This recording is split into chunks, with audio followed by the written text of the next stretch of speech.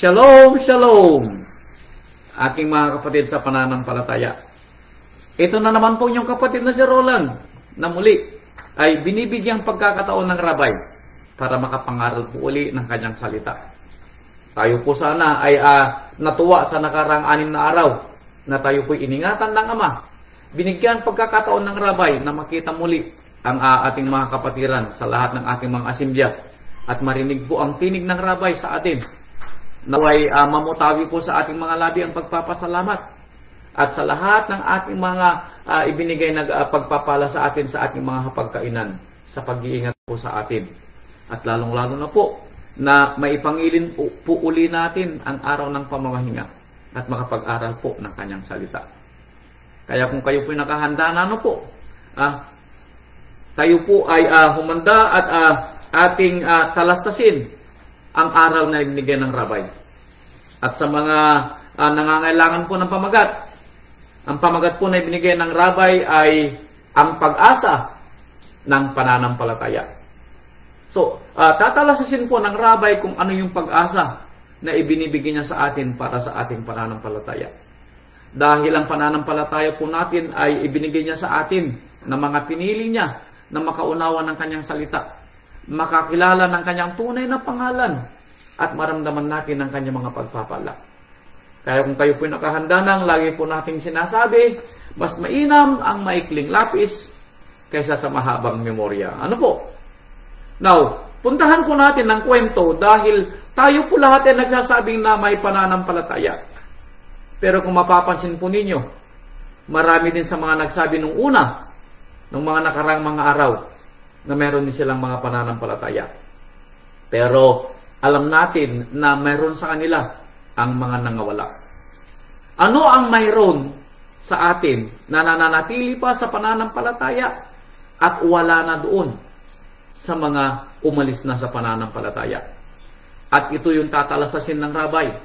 Dahil kung wala daw tayo nito, na siyang pinakapag-asa ng ating pananampalataya, baka matulad din tayo sa kanila balang araw na mga wala sa pananampalataya. Kaya talasasan po natin ang kahalagahan ng ating pag-aaral po sa araw kong ito. Dahil muli ito'y ibinibigay sa atin ng rabay para po sana lalong magtumibay ang ating mga pananampalataya. Maramdaman natin na ang nagbibigay sa atin ng aral ay hindi yung naririnig niyong tao, kundi yung ating rabay na nagbigay sa akin ng aral sa bawat pagkakataon na tayo po ay makapag-ngilin ng araw ng pagsamba. Sundan po natin ang kwento dito sa aklat ng Pangalawang Pedro. Pangalawang Pedro, chapter 3, verse 9. Talasasin po natin ang unang salbo na ibinigay ng rabay na ito ay gawi ng ating Ama bilang ating Ama at Elohim doon sa mga pinili niya na makaunawa ng kanyang salita. Sabi po niya rito ay dito sa aklat ng Pangalawang Pedro chapter 3 verse 9. Hindi mapagpaliban si Amang Yahweh tungkol sa kanyang pangako, na gaya ng pagpapalibang ipinalalagay ng iba, kundi ano yung kanyang mayroon sa kanya, siya'y mapagpahinuhod. Ano po? Mapagpahinuhod sa atin na hindi niya ibig na sino man ay mapahamak, kundi ang lahat ay magsipagsisi. So si Amang Yahweh daw po ay kagustuhan niya na tayo pong lahat ay maligtas.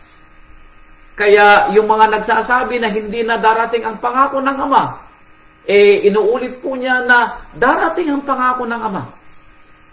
Mayroon lamang siyang hinihintay. Sabi nga sa English, He patiently waiting. Para kanino? Yung kanyang paghihintay sa mga tao na sila'y makapagsisi sa lahat ng kanilang mga kasalanan bago niya ibigay yung sinasabing pagdating ng kanyang paghuhukom. So makikita po natin na kung ano man po yung mayroon tayo, ito dapat po ay ibinigay ng Ama dahil mayroon po siya nito. At ito yung nagiging dahilan kung bakit, naghihintay pa rin ang ating Amang Yahweh at ang ating tangi at nag-iisang Elohim sa pagbabalik loob ng kanyang mga nilikha. Ang salitang kanyang sinabi, siya ay nagpapahinuhod, patiently waiting sa kanyang mga hinirang, sa kanyang mga pinili. At sinasabi niya na bawat isa sana na tinawag niya, ay magtagumpay hanggang sa huling araw. Tatalasin po natin dito na ang patiently waiting na siyang ginagamit ng Ama, na ibinigay niyang pag-asa sa bawat isa, na magbalik loob. Yung narinig po natin yung patutuo ni kapatid na Teresa, na sa araw-araw na ginawa ni Amang Yahweh, na bagamat kung minsan ay nanghihina ang kanyang pananampalataya, kapag nakikita niya yung pangalan ni Amang Yahweh, saan man sa ito nakasulat, bumabalik yung kanyang pag-asa. Yung pag-asa po yun ay dahil meron siyang salita na galing sa Ama. Katulad po siya ng Ama. Siya ay patiently waiting sa pangako din ng Ama. At tatalasin natin mga kapatid ko na ito yung isang salita na magbibigay sa atin ng pag-asa sa ating pananampalataya. Patience sa bawat araw na ibinigay sa atin ng Ama. Patience sa anumang mga pangyayari sa ating buhay. Kung tayo man po ay may mga kabagabagan, patience na darating ang pag-asa. Sa mga may mga nararamdamang mga sakit, patience na ibibigay ng Ama ang kanyang kagalingan. Sa may mga problema sa buhay, sa may mga hinaing na humihingi hanggang sa oras na ito, patience ang pag-asa natin na darating din ng ating mga hinihingi. Kaya tatalasasin sa atin ng Rabay kung ano ang kahalagahan ng patience. Yung pagpapahinuhod, yung paghihintayin ng may pag-asa. Maalala po natin ang mga salitang ito kapag tayo po ay nasa bagabag sa buhay. Kaya talasasin natin ng kwento. Dito sa aklat ng mga hukom, dito sa aklat ng mga hukom, chapter 20. Now, makikita natin dito ang isang kwento na sa paghihintay ng mga pinili ng Ama na mangyari yung kanyang sinalita, nakamtan nila after sila po'y naghintay. Bagamat sila po ay nakaramdam ng mga kalungkutan. Now, may mga pagkakataon mga kapatid ko na baka mangyari ito sa ating buhay. Pero ipinapaunawa ng Ama, patience is the hope of your faith. Pagpapahinuhod, paghihintay, pagtitiis. Dito po sa aklat ng mga hukom, chapter 20. Now, ang kwento dito sa aklat ng mga hukom, para mabigyan kayo ng background, yung ginawa ng lahing Benjamita doon sa asawa ng isang Levita. Now, yung kwento dito ay nasa chapter 19 sa mga nagbasa na ng Biblia. Ang background ng chapter 20 ay sa chapter 19. Doon sa chapter 19, ginahasa ng mga lalaking Benjamita ang asawa ng isang Levita. At ito ay namatay matapos nilang gahasain. At ang ginawa ng lalaking Levita ay umuwi siya sa kanyang bayan at pinagputol-putol sa 12 piraso yung kanyang asawang namatay. At ipinadala sa lahat ng lahi ng bayang Israel. At nagkasundo ang 11 lahi na digmain ang lahing Benjamita. Ito yung kwento kung bakit nawala sana sa mapa ang lahing Benjamita, pero may nakaligtas na 600. May nakaligtas na 600 sa lahi ng mga Levita, yun na lang ang natira. At doon sila uli nagsimula ng kanilang lahi. Pero ang kwento rito kung paano nagtiis naghintay, nagpahinuhod ang bayang Israel nang digmain nila ang lahing Benjamita. Ito yung kwento. Dito sa chapter 20, verse 18. Ito ang kwento. Chapter 20, verse 18, sabi niya rito, at bumangon ang mga anak ni Israel, yung 11 lahi. No, 10 lahi dahil hindi kasama yung mga Levita dahil sila yung, kumbaga, hindi sila sumasama kapag ganung mga digmaan dahil sila yung nag-aalaga doon sa tipan. Tama? Right. Now, so bumangon ang mga anak ni Israel at nagsiahon sa Betel upang sumangguni kay Amang Yahweh at kanilang sinabi, tinanong nila si Amang Yahweh, which is good, na sa bawat gawa nung panahon nila, naaalala pa nila si Amang Yahweh. Now, tayo kaya naaalala natin in everything that we do, especially kapag ito may kinalaman sa ating mga desisyon sa buhay. Tayo ba ay nag-pause paminsan-minsan at, bago ko nga pala gawin ito ano kayang masasabi ni Amang Yahweh dito sa ating sa ating plano? Now, tinanong ba natin si Amang Yahweh sa ating mga plano sa buhay? Ano po, tabi-tabi po, ano po? Dahil alam ko, may mga sa atin baka masyadong agresibo sa buhay. Ano po? At sugod ng sugod na hindi man isinasama si Amang Yahweh sa kwento. Wag naman po sana, ano po? Matuto sana tayo sa buhay. Sabi dito, sumangguni sila kay Amang Yahweh at tinanong, sino ang unang aahon sa amin upang makibaka laban sa mga anak ni Benjamin? Nagtanong po sila kung sino mangunguna. And then, anong sagot ni Amang Yahweh? At sinabi ni Amang Yahweh, ang Yehuda ang unang aahon. Now, kung mapapansin ninyo, sinang-ayunan ba ni Amang Yahweh yung kanilang kahilingan na digmain ang Benjamita? Yes. Bakit? Si Amang Yahweh mismo ang nagsabi kung sinong angkan ang mangunguna. So, nagkaroon ng digmaan ang bayang Israel at ang Benjamita. Alam niyo po kung anong nangyari sa unang araw ng digmaan? Maraming namatay ng mga Israelita. Sila po'y umatras. At sa pag-atras po nila, sila po'y umiyak. Bakit? Magkano bang nalaga sa kanila sa isang araw na pakikipaglaban? 24,000. Now, natalo sila ng mga Benjamita. Ang lahing Benjamin nung panahon na yun na pakikipaglaban is 26,000 only. Pero nakapatay sila ng 24,000 at ang mga Israelita ay tumakbo. Natalo sila sa digmaan. Now, tanong, hindi ba sumang-ayon si Amang Yahweh nang siya ay tinanong nila? Yes. Sumang-ayon si Amang Yahweh. Pero bakit sila natalo? Dito natin makikita yung patience. Ipinangako ni Amang Yahweh, ano po, na sila magtatagumpay.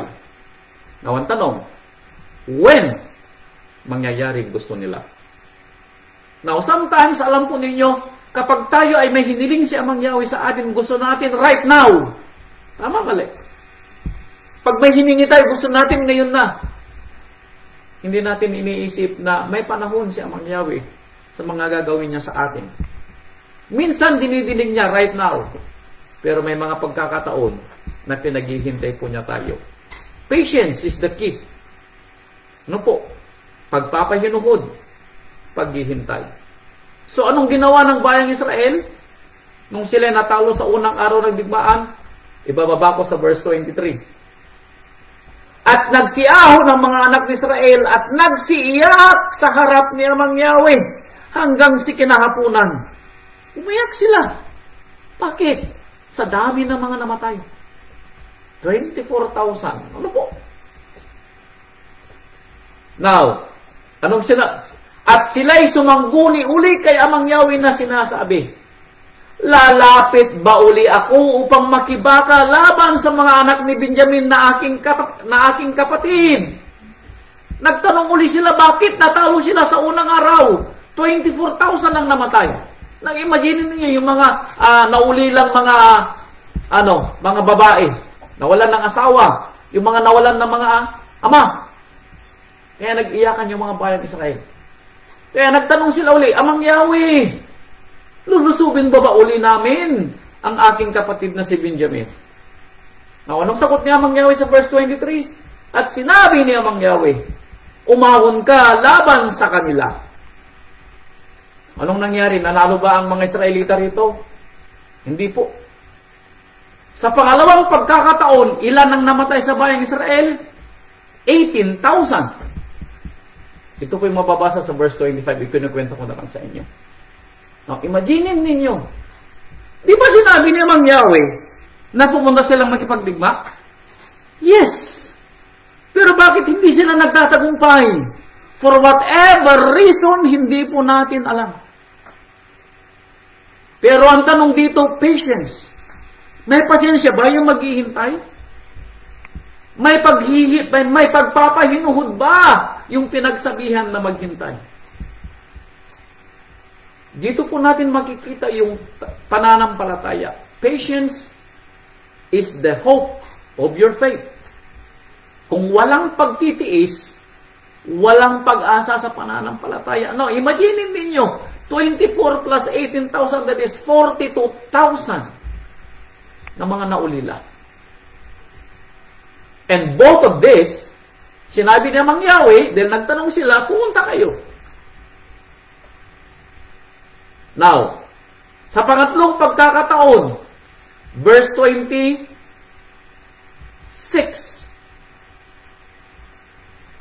nang magkagay nagsiahon ng lahat ng mga anak ni Israel at ang buong bayan at saan sila nagsiparoon? Sa Betel. At anong ginawa nila? At sila'y nagsiiyak, nagsiupo roon sa harap ni Amang Yahweh at nagsipag-ayuno ng araw na iyon hanggang sa kinahapunan. At sila'y naghandog ng mga handog na susulugin at ng mga handog tungkol sa kapayapaan sa harap ni Amang Yahweh. At tinanong ng mga anak ni Amang Yahweh kay Amang Yahweh, ano po? Kung sila'y muling lulusog. Now, kung mapapansin ninyo, yung naging damdamin ng bayan ng Israel. Anong naramdaman nila nung sila'y natalo sa unang araw? Kinamuhian ba nila o sila ba'y nagtampo kay Amang Yahweh? Hindi po. Dahil sa pangalawang pagkakataon, sumangguni po sila kay Amang Yahweh. Ando doon yung reverence, ando doon yung pagtatangi, ando doon yung kanilang pagsamba. On the third time, anong ginawa? Sa pangatlong pagkakataon, bago sila lumusog, ando doon pa rin ba yung reverence kay Amang Yahweh? Yes. Bakit? Naghandog pa sila, inayakan pa nila. Pumunta sila kay Amang Yahweh. Bakit? Alam nila na walang makakatulong sa kanila kundi si Amang Yahweh. Kaya sa pangatlong pagkakataon, verse 27, at tinanong ng mga anak ni Amang Yahweh kay Israel, at tinanong ng mga anak ni Israel kay Amang Yahweh, at si Phinehas, na anak ni Eleazar, na anak niya Aaron, ay tumayo sa harap niya ng mga araw na iyon na sinasabi, lalabas ba ako uli upang makibaka laban sa mga anak ni Benjamin na aking kapatid o magtitigil ako? Now, ang nagtanong na ngayon, iyong saserdote. Ano po? Sabi niya, lalabas pa ba kami? O titigil na kami? Bakit? Twice na sila natalo. Tama? For the second time, natalo sila. At 42,000 na yung namatay. Anong sabi ni Amang Yahweh? Umahon ka. Bakit?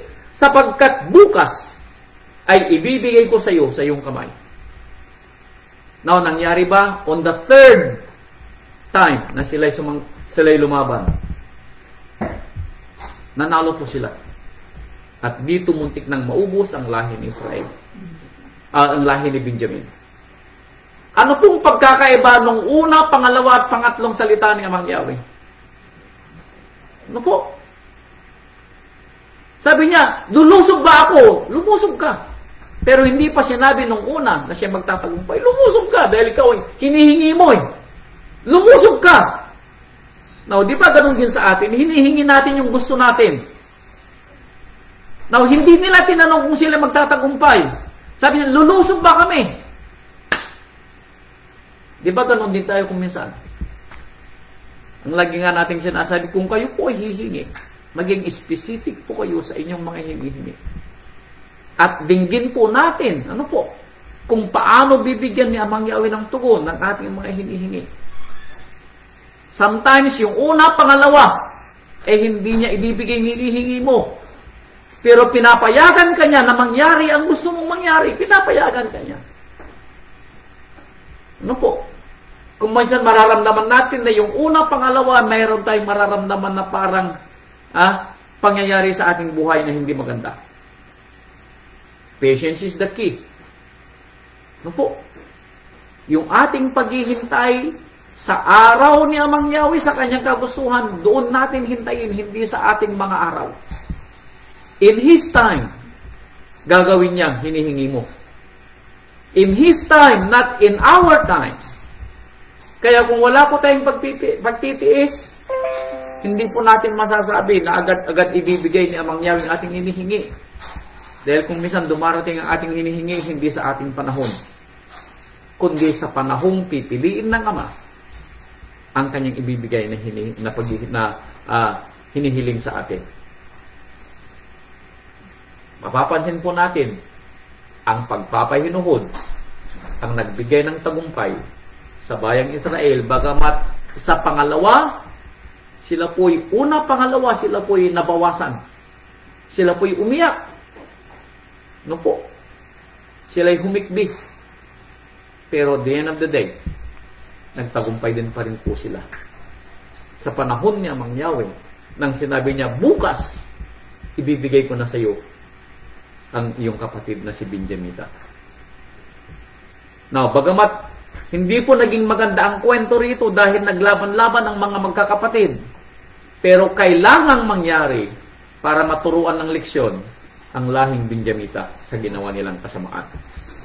Bagamat may mga namatay sa mga lahi ng mga Israelita, makikita natin na sinubukan sila ni Amang Yahweh kung hanggang saan yung pagtitiis nila at pagtitiwala, bagamat sila ay naubos na nalagasan ng kanilang mga kapatid sa una at pangalawang digma. Patience ang pag-asa ng ating pananampalataya. Sumunod na kwento. Now, kung mayroon man pong pinakamagandang kwento sa Biblia, ito yung sasangguni ko na pinakamagandang kwento. This is a beautiful love story. Sa mga gusto ng love story, ito yung pinakamabuting love story na nabasa ko sa Biblia. Wala po siyang katulad. Now, alam po niyo kung sinong love story ito? Kaninong love story itong pinakamagandang love story na ibabasa ko sa inyo? Sino po may pinakamagandang love story?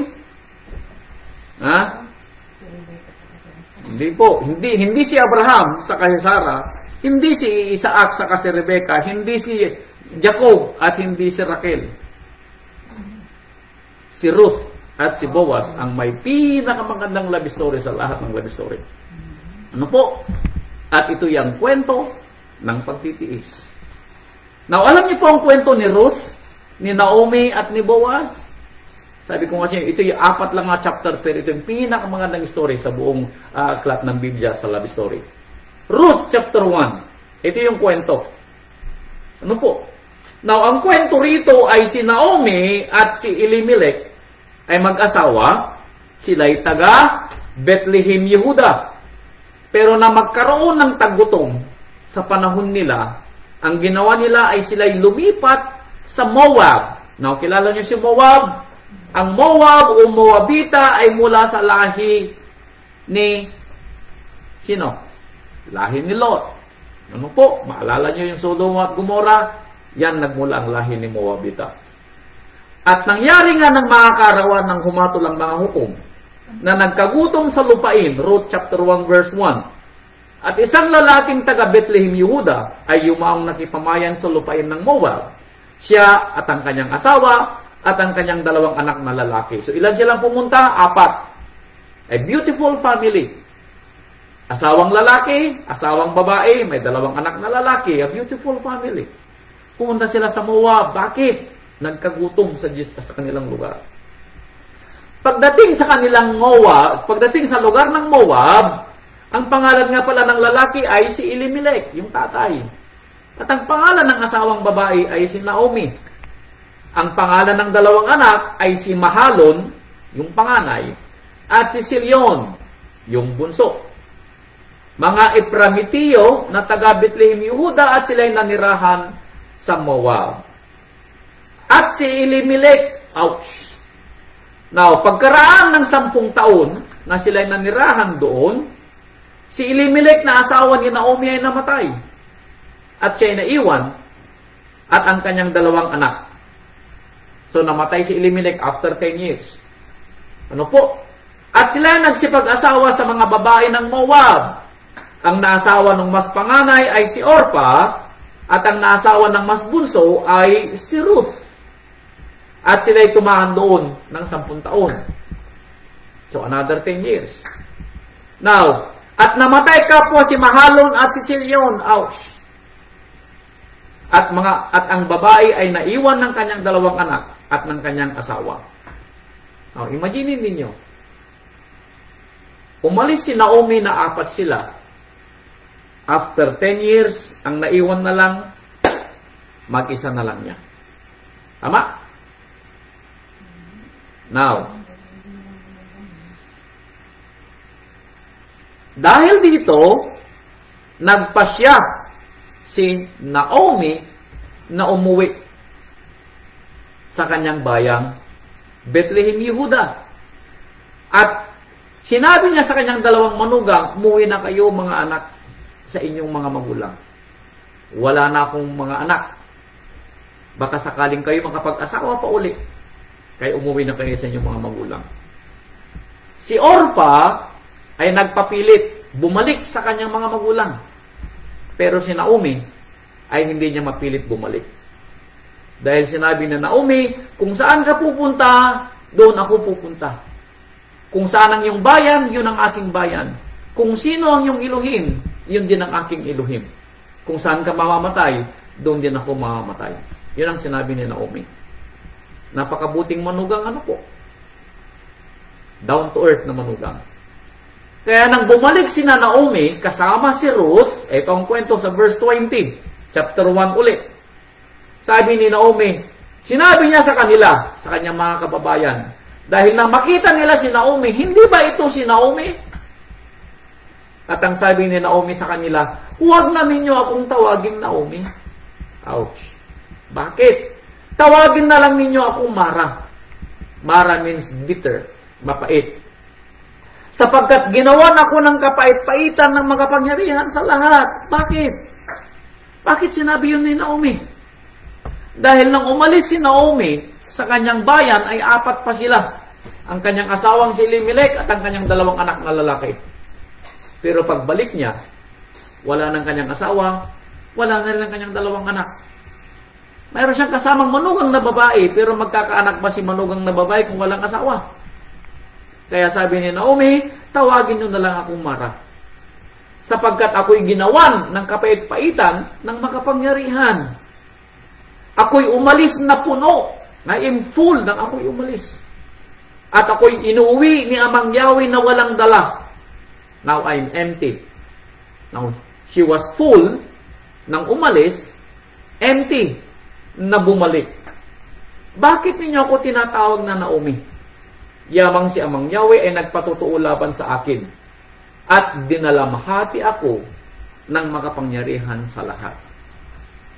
Now, ang tanong, may pag-asa ba si Naomi?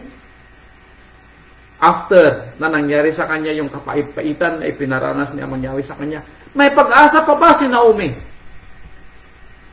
Now, anong merong natitira kay Naomi? Bakit siya may pag-asa? Pagpapahinuhod. Patience.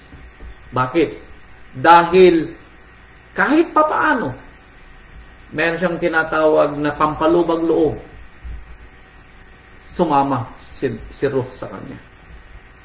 Now, ang tanong, yung pagpapahinuhod ba ni Naomi sa paghihintay na maalala siya ni Amang Yahweh after na siya'y paranasin ni Amang Yahweh na kunin yung kanyang asawa, kunin yung kanyang 2 anak na lalaki. Now, kung mangyari ito sa atin bilang nananampalataya, may matitira pa ba tayong patience? Hindi ba tayo maghinanakit kay Amang Yahweh balang araw pag ganito nangyari sa atin? We pray na magkaroon pa rin tayo ng tinatawag na pagpapahinuhod. We pray na mangyari pa rin sa atin yung tinatawag na pagtitiis. Na makita natin na may pag-asa pa rin kahit papaano ang ating pananampalataya. Bakit? Dahil marunong tayong magtiis. Hindi natin isinisisi kay Amang Yahweh yung mga nangyayari sa ating buhay. Hindi natin isinisisi kay Amang Yahweh yung mga naging kapigatian po natin dahil one way or the other. No po, may dahilan si Amang Yahweh. Bagamat hindi pa natin alam siguro yung panahon kung bakit ginawa nito sa atin. Napalayo tayo sa ating mga mahal sa buhay, nawalan tayo ng mga bagay na pinapangarap natin. May mga pagkakataon na yung mga, sabi ko dahil marami, yung mga ginawa natin ay para mga martilyo na inihawak natin sa ating kamay at ipinukpok sa ating sariling ulo. Hindi natin alam yung kwento. Ang tanong may pagtitiis pa rin ba tayo? Na mauunawaan ba natin na si Amang Yahweh ay nagsabi? Yung narinig ko kanina na anong tawag dito? I believe si Ate Tish yung may patutuo kanina sa kanyang Bible verse na Isaiah chapter 1 verse 18. Hali kayo, sabi ni Mang Yahweh. Tayo ay magkatwiranan. Bagamat ang inyong mga kasalanan ay kasimpula ng mga eskarlata, sabi ni Mang Yahweh, ito'y papuputiin ko na parang niebe. Tama? Kung tayo may pagtitiis at tayo nagsasabing may pananampalataya, kapag tayo dinagukan ba ni Amang Yahweh ng mga pagsubok sa buhay at mga kabayaran ng ating mga pagkukulang, tayo pa rin kaya ay may pagtitiis. Hanggang saan yung pagtitiis natin? Kukunin ba ni Amang Yahweh lahat sa atin bago tayo bumigay ng ating pagtitiis? I believe hindi. Dahil alam ko, hindi kukunin lahat ni Amang Yahweh yung mga natitira sa atin dahil alam niya na hindi natin kakayanin. Ano po? Kukunin sa atin yung mga iba. Pero may matitira pa rin sa atin kung maalala natin na ang pagtitiis ay ang pag-asa ng ating pananampalataya. Dahil ang kwento ni Naomi ay hindi natapos nang sila'y dumating sa Bethlehem, Yehuda. Ang kwento ni Naomi ay nagsimula pa lamang nang makasama niya si Ruth bilang kanyang manugang. Dahil ang kwento rito sa verse 14 ng chapter 4. Dahil alam niyo ang kwento na pangasawa ni Ruth ang kanyang malayong kamag-anak na si Boaz. Now, kilala niyo ba kung sino si Boaz? Si Boaz ay anak. Kaninong anak? Yung patutot na nasa Jericho. Sino yun? Sino ang patutot na tinawag na patutot na siyang nanay ni Boaz? Si Rahab. At ang naging asawa ni Rahab ay ang tatay ni Boaz na si Salmon mula sa lahi ni Yehuda. So, sabi ko nga sa inyo, ang ganda ng kwento. Ang ganda ng kwento. Dahil ang naging anak ni Rahab at ni Salmon ay si Boaz. At ang napangasawa naman ni Ruth na manugang ni Naomi ay si Boaz. Kaya ang kwento dito sa verse 14, at sinabi ng mga babae kay Naomi nang manganak si Ruth kay Boaz. Alam niyo ba kung anong pangalan ng anak ni Ruth? Si Obed. Kaya ang sabi dito sa verse 13, sa gayo'y kinuha ni Boaz si Ruth at siya'y kinuhang maging asawa at siya'y sumiping sa kanya at pinapaglihi ni Amang Yahweh at nanganak ng isang lalaki. Now, imagine ninyo, hindi nagkaanak si Ruth kay asawa niyang kay Kilion. Ano po? Preserve ni Amang Yahweh ang bahay bata ni Naomi. Ni Ruth. Dahil may plano pala si Amang Yahweh na mas mabuti kaysa doon sa magiging anak niya. Dahil ang mag-aanak sa kanya mula sa lahi ni Boaz. Now, sometimes, mga kapatid ko, sa tingin natin ay kapighatian yung ibinigay niya Amang Yahweh. Sa paningin ni Ruth, sa paningin ni Naomi, nang hindi magkaanak si Naomi, hindi magkaanak si Orpah, namatay yung asawa ni Naomi, namatay yung dalawang anak niya, hindi mangyayari na aalis si Naomi sa Moab kung nagkaanak at nabuhay at patuloy na nabuhay yung kanyang dalawang anak sa Moab. Hindi sila uuwi. Kung mapapansin natin, yung tragedy na naranasan natin sa buhay, baka ito yung dahilan upang maiparanas sa atin ni Amang Yahweh. Yung gloria, yung pag-asa, yung kasaganaan, yung kapayapaan, at kagalakan ng ating buhay. Hindi natin alam yung kwento. Tragedy kay Naomi, tragedy kay Ruth. Pero ito pala ay hindi. Simula pala ito ng mas magandang kwento ng kanilang buhay. Dahil nang kuning asawa ni Boaz si Ruth, nagkaanak siya ng isang lalaki. At ito ang sabi nila kay Naomi sa kanyang bayan. Verse 14, at sinabi ng mga babae kay Naomi, pagpalain ka nawa ni Amang Yahweh na hindi kanya binayaan sa araw na ito up to this time. Anong sabi niya? Hindi ka binayaan, Naomi. Bagamat sinabi ni Naomi nung nakaraan, ako'y tawagin nyo ng Mara dahil ako'y ginawan ng kapait-paitan ni Amang Yahweh. Ngayon, sinasabi ng kanyang mga kababayan, Naomi, hindi ka binayaan ni Amang Yahweh hanggang sa araw na ito. Bakit i-preserve ka, Naomi? Iningatan ka, Naomi, para maalagaan mo ang iyong apo na iyong anak. At ito'y si Obed. Kaya sabi niya, sinabi ng mga babae kay Naomi, pagpalain ka nawa ni Amang Yahweh na hindi ka binayaan sa araw na ito, na mawalan ng malapit na kamag-anak at maging bantog nawa. Sinong magiging bantog? Ang pangalan ni Obed. Ang pangalan ni Boaz. Alam niyo po ba na yung ginawang templo ni Solomon ay may pangalan yung kanyang lolong si Boaz? Yung isang haligi doon ay pinangalanan niyang Boaz. Dahil doon nagmula ang lahi ng kanyang amang si David. Dahil si Obed ay naging tatay ni Jesse o Isai sa Hebrew. At alam naman natin na si Jesse ang naging tatay ni David. At alam natin ng kwento na si David ang pinagmulan ng lahi ng ating Rabbi Yeshua HaMashiach. Alam po ninyo, ito yung kwento na sinasabi ng Rabbi na kung may pagtitiis, mas maganda ang inihahanda ng Rabbi sa atin. Hindi natin alam ang kwento ng ating dulo ng ating buhay. Si Amang Yahweh nakakaalam. Sometimes tayo umiiyak sa mga nangyayari sa ating kwento. Sometimes tayo ay nagtatampo kay Amang Yahweh. Sometimes tayo ay lumalamig sa pananampalataya. Pero tandaan natin ng kwento. Baka mayroong gustong ipaunawa si Amang Yahweh sa atin para sa lalong ikagaganda ng ating buhay. Patience. Ano po? Pagpapahinuhod. Pagtitiis. Paghihintay. Naghintay si Naomi. At kung meron mang isang pinakamagandang kwento ng paghihintay, alam mo kung sino may pinakamagandang kwento ng pagtitiis? Hindi po si Job ang may pinakamagandang kwento ng pagtitiis. No po? Bagamat may mga nangyaring in between, pero naghintay pa rin siya. Hindi siya nawalan ng pag-asa. Dahil naghintay po siya ng 25 years bago mangyari yung kwento ng kanyang hinihingi. Tama po kayo. Ito yung kwento naman ni Amang Abraham. Dahil nang ipinangako sa kanya ni Amang Yahweh na magmumula sa kanyang lahi ang magiging tagapagligtas ng sanlibutan, 75 years po siya. Nangyari ang kwento ng pagkapanganak ni Isaac when nang siya po 100 taon. For 25 years.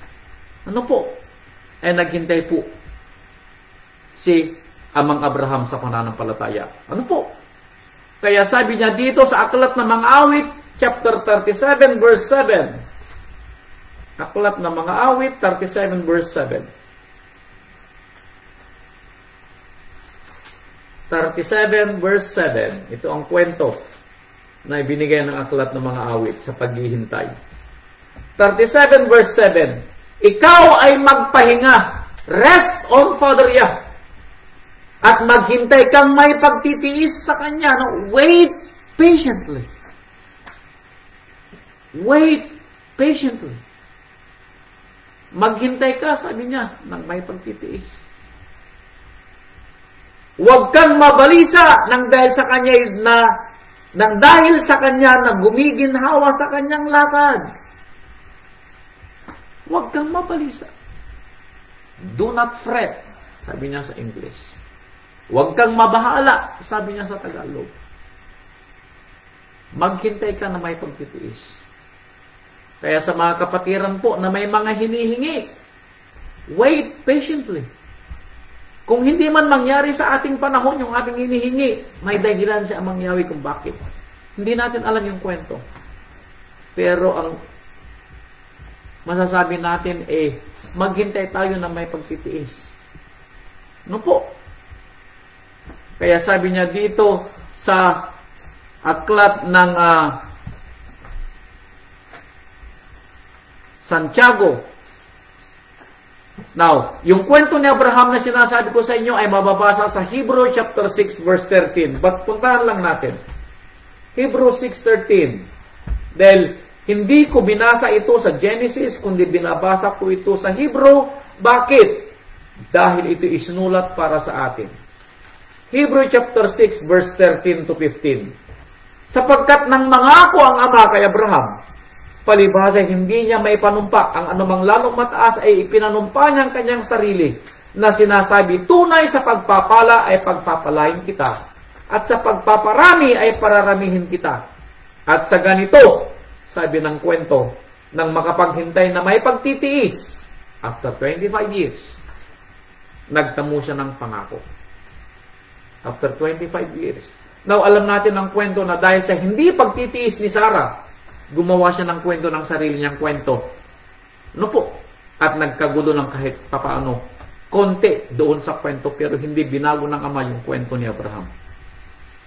Dito po natin makikita na sometimes tayo nag-i-intervene sa kwento ng Ama sa buhay natin. Pero at the end of the day, mangyayari pa rin yung kwento ng Ama na gusto niyang gawin sa atin. Patience, mga kapatid. Ano po? Patience. Kaya sabi niya dito sa Roma chapter 15 verse 4. Roma 15 verse 4. I believe ipaborito ito ni Nanay Ligaya na basahin sa atin. Roma 15:4. Ito pong nasusulat, 15:4. Sapagkat ang anumang bagay na isinulat ng una ay nangasulat dahil sa ikatututo natin. Totoo yung kwento. Yung kwento ng mga hukom. Bagamat namatayin sila ng 42,000. Yung kwento ni Ruth na pinakamagandang love story sa Biblia. Yung kwento ni Abraham. No po, ito'y isinulat. Bakit? Para sa ating ikatututo. No po, upang sa pamamagitan ng pagtitiis, patience, at pag-aliw, tayo ay inaliw para bigyan tayo ng pag-asa. Nang mga kasulatan ay magkaroon tayo ng pag-asa. That is true. Na sila din ay nagtiis, naghintay. Matagal kung matagal. Pero sila po naghintay. Ano po? Ito'y isinulat para sa atin. Kaya sabi dito sa aklat ni Santiago chapter 1 verse 3, ito ang sinabi ni Santiago. Santiago chapter 1 verse 3. Kaya kung meron po kayong hinihingi, maghintay po. Kung ito po'y luluubin ni Amang Yahweh, ibibigay po niya. Bakit hindi? Mapagmahal si Amang Yahweh na ating Ama. Ano po? Gusto niyang tayo din ay magkaroon ng kasayahan sa buhay. Hindi niya tayo ginawa para lamang umiyak. Mga kapatid ko, tandaan niyo yung kwento. Nung sinabi ko, Santiago, James 1:3. Ano pong sabi niya? Yamang nalalaman na ang pagsubok sa inyong pananampalataya ay gumagawa ng pagtitiis. Patience. ano man daw po yung nangyayari sa ating buhay ng mga pagsubok o mga masasabi nating kabayaran ng ating mga maling desisyon. Ang nagiging bunga ay yung pag-asa ng ating pananampalataya. At ano yung bunga na yon para magkaroon ng pag-asa sa pananampalataya? Pagtitiis, pagpapahinuhod, patience. Ano po? Kaya sabi na dito sa Lucas chapter 21 verse 19, anong nagagawa ng pagtitiis? Ito, pagtitiis, 21:19 ng Lucas. 21:19.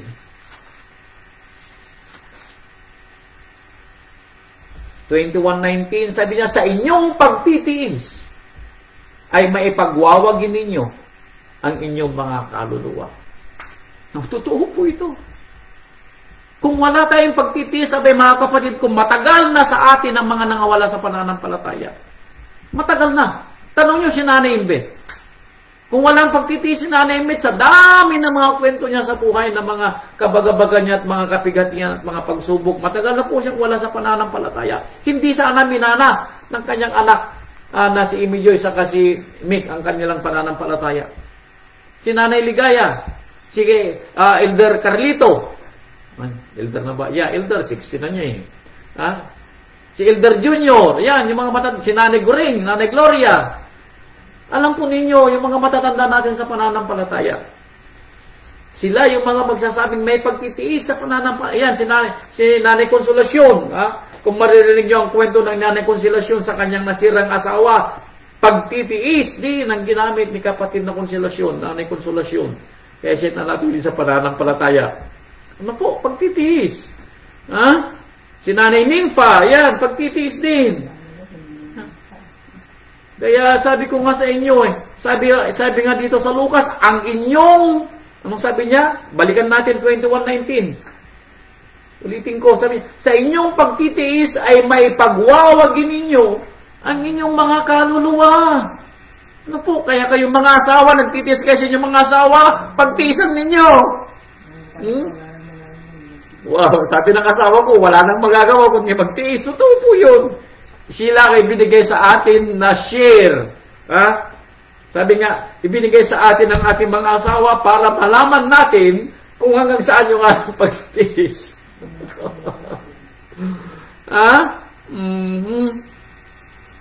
Dito sa Aklat ng Colosas, chapter 1, verse 11. Sabi ko, patience is the hope of our faith. Colossus 1:11. Na kayo'y palakasin ng buong kapangyarihan ayon sa kalakasan ng kanyang kaluwalhatian. Saan? Sa buong pagtitiis at pagpapahinuhod na umiiyak, na nagrereklamo, na nakasimangot. Hindi. Pagpapahinuhod at pagtitiis na may galak.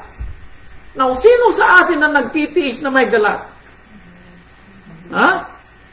Taas natin ang ating mga kamay, mga kapatid ko. Dahil dito natin mabibigyang pag-asa ang ating pananampalataya.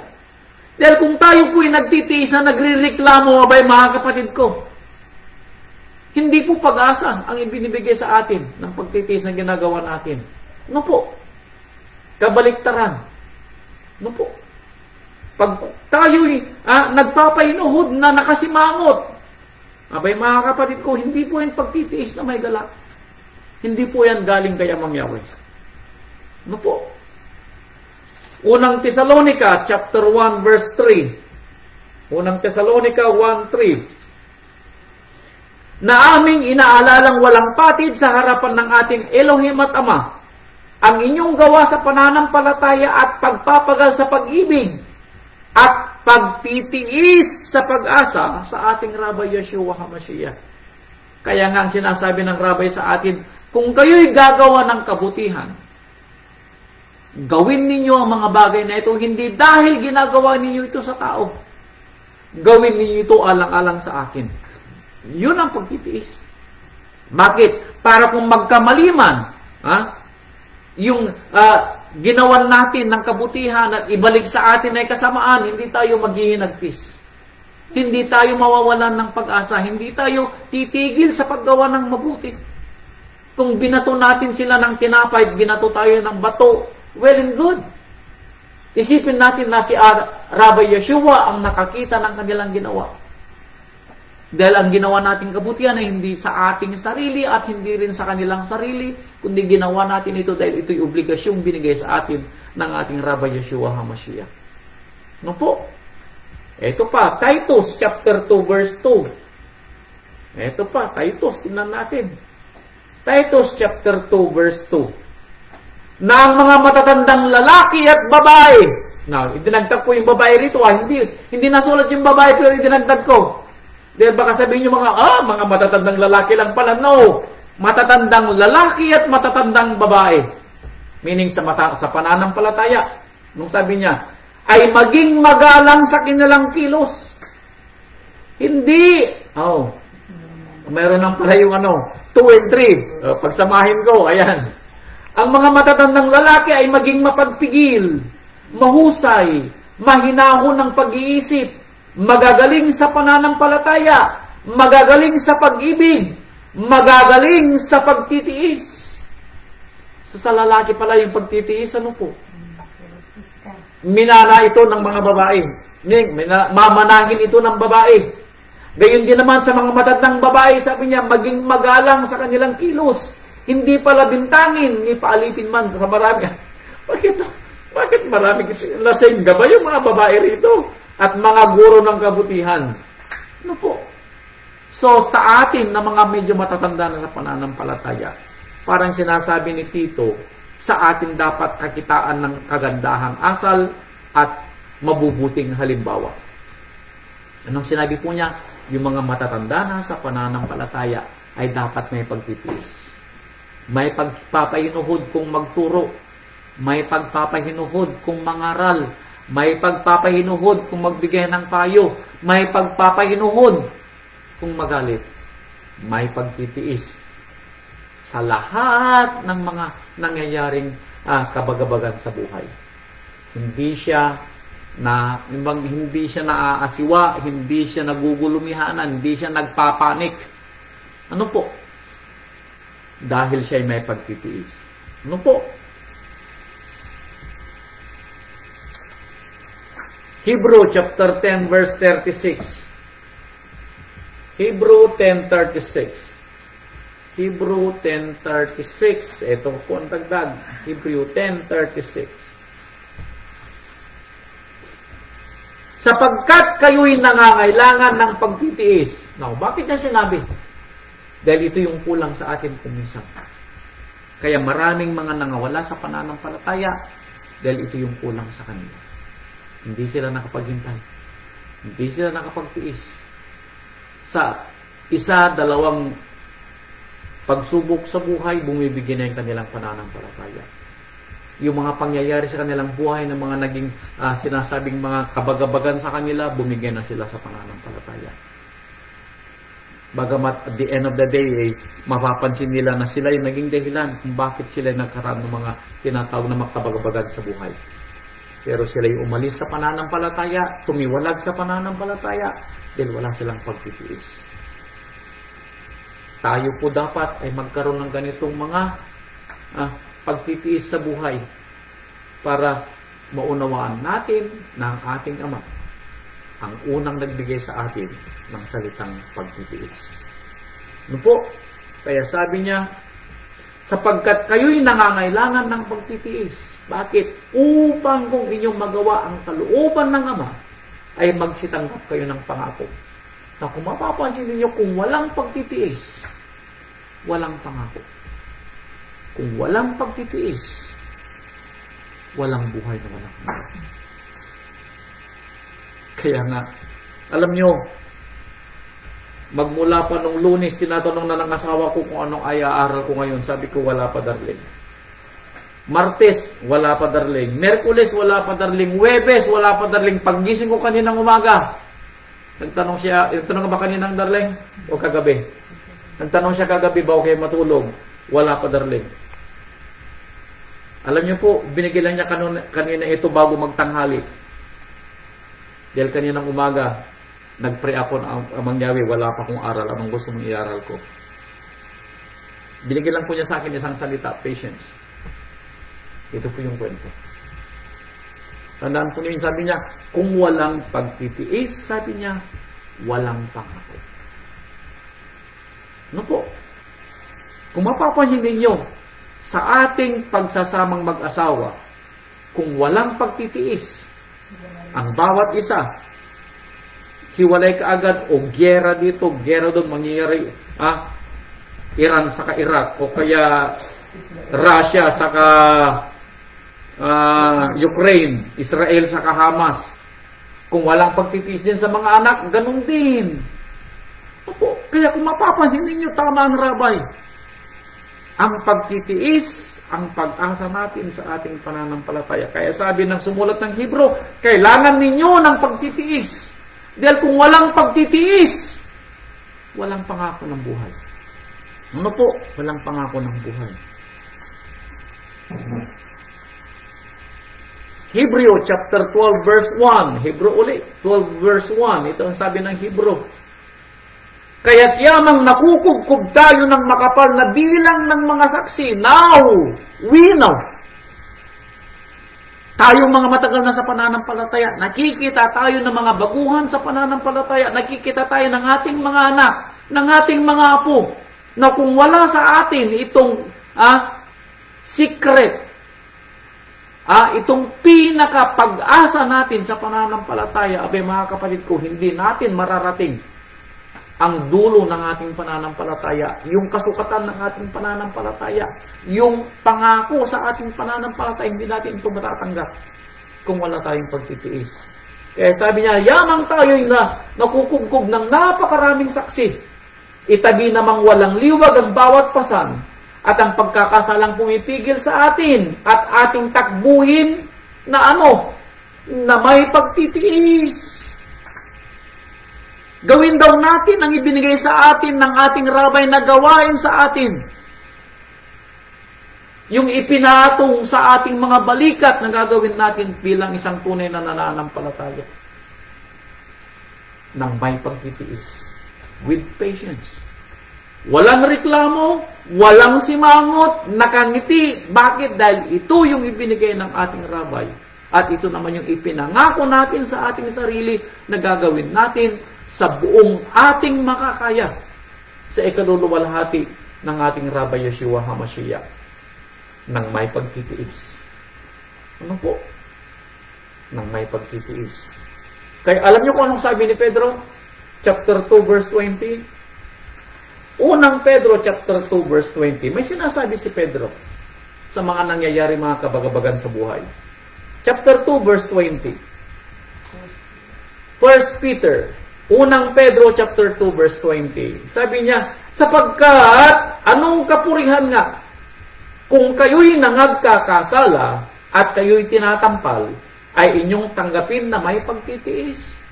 Now, kapag kasalanan daw natin yung nangyari sa ating buhay, at tayo ay nabagabag, now, hindi ba tayo ay tinatanggap natin ang naging bagabag natin dahil tayong may kasalanan at ating tinatanggap na may pagtitiis? Yes or no?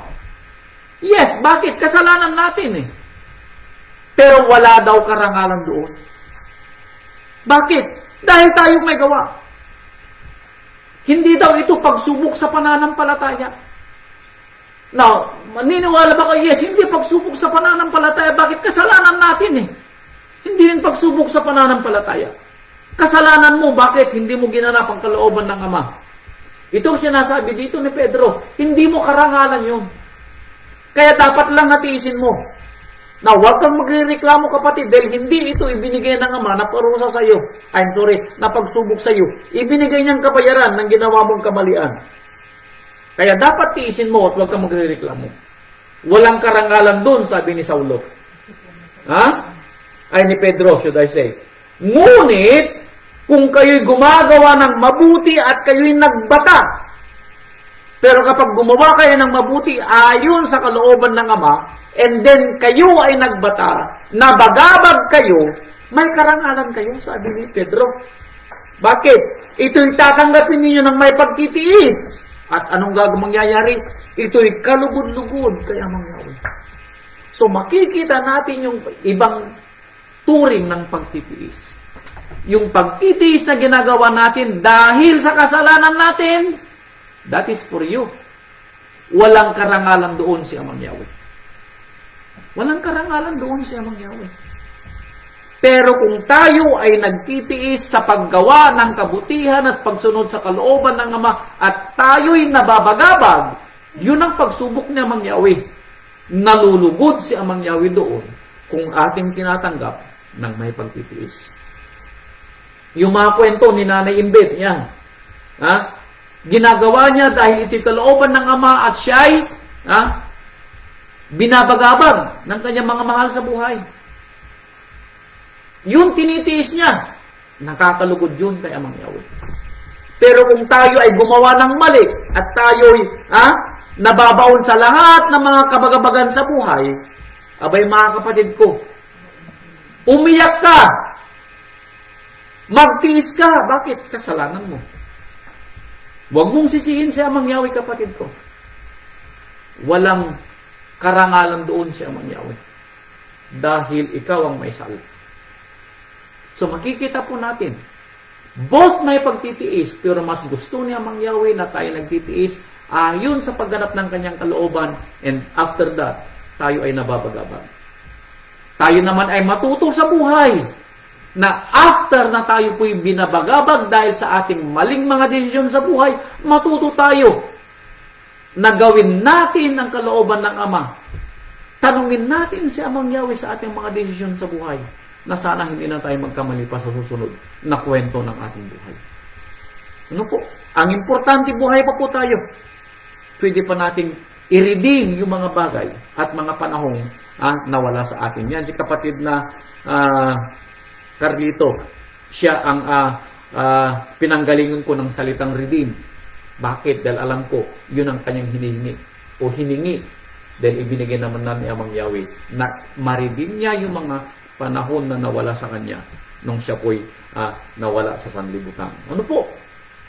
Kaya sabi niya dito sa Aklat ni Santiago, chapter 5, verse 11. Malapit na po, konti na lang. Pagtiisan niyo ako ng konti. Magtiis kayo ng konti. Ayan. Chapter 5, verse 11.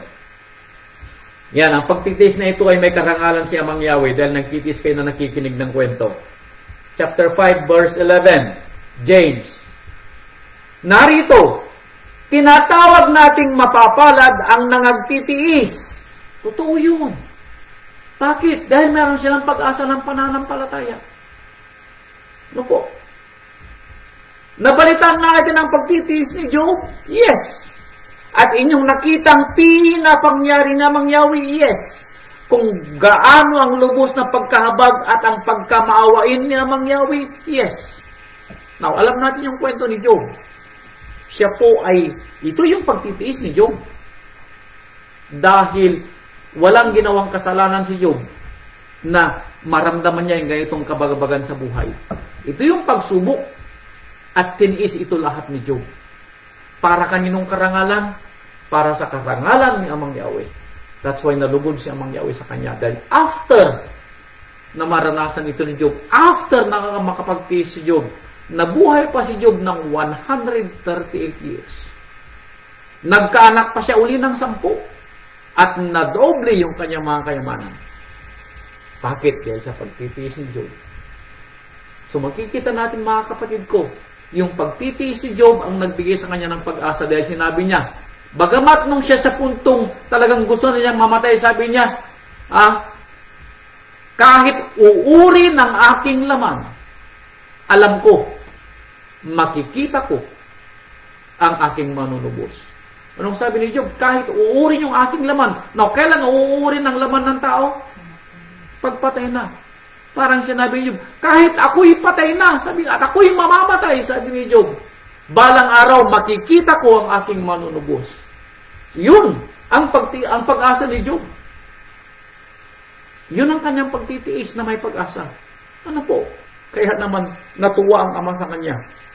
Binigyan siya ng buhay na 138. After that, nag-anak pa siya ng 10 at nadoble ang lahat ng kanyang kayamanan. Kaya, sabi niya dito sa aklat ng Revelation, ayan, pahayag, chapter 13, verse 10. Ito, makikita natin yung pagtitiis dito. Tingnan niyo ang mangyayari sa huling panahon. Chapter 13, verse 10. Ito. Kung ang sino man, taas ko sa verse 9. Kung ang sino man ay may pakinig, ay makinig. Makinig daw yung lahat ng may pakinig. Kung ang sino man ay sa pagkabihag, ay sa pagkabihag paroroon siya. At kung ang sino man ay mamamatay sa taba, ay dapat siyang mamatay sa taba. Narito ang pagtsatsaga o pagtitiis at ang pananampalataya ng mga banal. Ito ang sinasabi ni Pedro, na kung tayo ay makaranas ng mga bagabag sa buhay, sakripisyo sa buhay, kabagabagan sa buhay, peligro sa buhay, o kamatayan sa buhay na ito, dahil sa pananampalataya, ito po'y pagtitiis na may karangalan sa ating buhay. Kaya sabi po niya kanina, sa inyong pagtitiis, may pagwawagin ninyo ang inyong kaluluwa, sabi ng Rabbi. Lucas 21:19. And then sabi sa Hebro, kailangan ninyo ang pagtitiis. Bakit? Dahil kung walang pagtitiis, walang pangako. Huling talata natin, chapter 14, verse 12, ng aklat ng pahayag. Sabi niya dito, narito ang pagtsatsaga, pagtitiis, pagpapahinuhod, paghihintay ng mga banal. Sino yung mga banal? Ng mga nagsisitupad ng mga utos ng Ama at ng pananampalataya sa ating Rabbi, Yeshua HaMashiach. Mga kapatid ko, ito ang dahilan kung bakit ipinapaliwanag ng Rabbi ang pag-asa ng ating pananampalataya ay ang pagtitiis.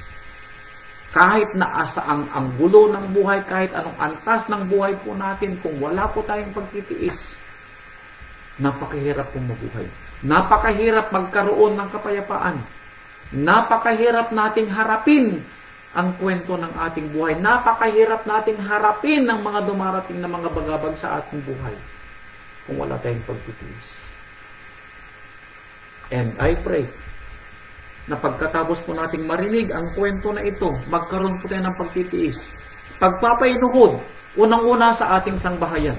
Kung tayo ay may mahabang pagpapainuhod, una sa ating mga asawa, dahil dito nagsisimula yung away, yung sigalot sa mag-asawa, kung walang pagtitiis. And then, extend natin sa ating mga anak. Kung wala tayong pagtitiis sa ating mga anak, kamukat-mukat, tayo po'y nakaangil.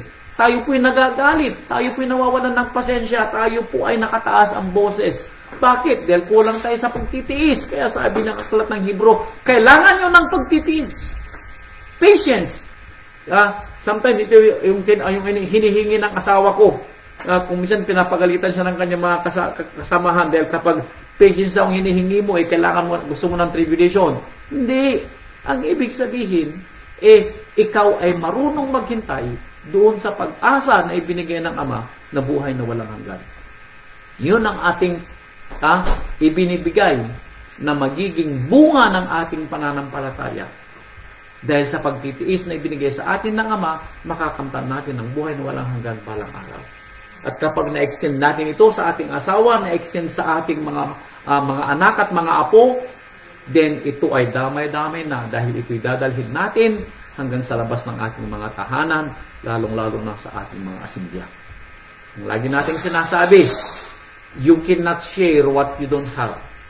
Hindi mo pwedeng maibigay, maipadama ang isang bagay na wala sa iyo. Kaya mga kapatid ko, sana naunawaan natin ang kwento ng Rabbi na sa ating pagtitiis, may pagwawagi natin ang ating mga kaluluwa at ito ang magiging pag-asa ng ating mga pananampalataya. Salamat po sa inyong lahat mga kapatid at purihin po natin ang ating Ama sa ibinibigay niyang aral sa pamamagitan ng ating Rabbi Yeshua HaMashiach. At sana po kayong mga nakinig at sa mga makikinig pa sa mga susunod na araw, naway bigyan tayo ng ating Ama at ng Rabbi ng pagtitiis upang tayo balang araw ay magkaroon ng sinasabing pagkapangako sa atin na buhay na walang hanggan na ating makakamtan dahil sa ating mga pagtitiis. Salamat po sa inyong lahat mga kapatid ko. Purihin si Amang Yahweh. Purihin ang ating Rabbi Yeshua HaMashiach. Shabbat Shalom po at magandang gabi po sa inyong lahat.